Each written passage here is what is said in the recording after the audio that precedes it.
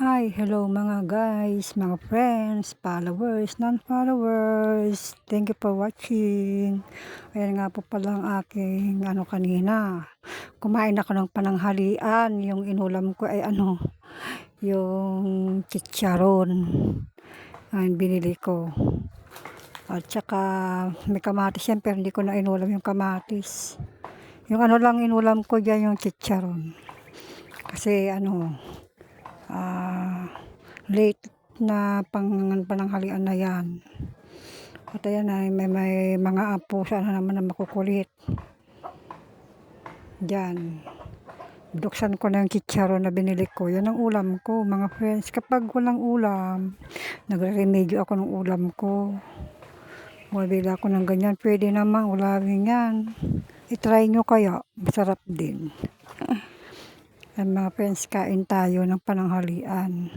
Kamusta na pala kayong lahat? Sana wag kayong maboring sa aking mga video. At saka nagpapasalamat din ako dahil may nanonood sa aking mga vlog. Random yung kasi yung content ko. Ganon. Kaya yung iba naglilinis, ganyan. At ayan na po, kain na po tayo. Maraming salamat pala yung mga nakakarating na ng ibang lugar yung aking itong aking munting vlog. Maraming salamat sa inyong lahat.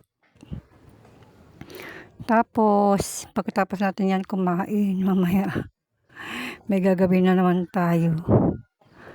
Ayan ang lakngang kwan.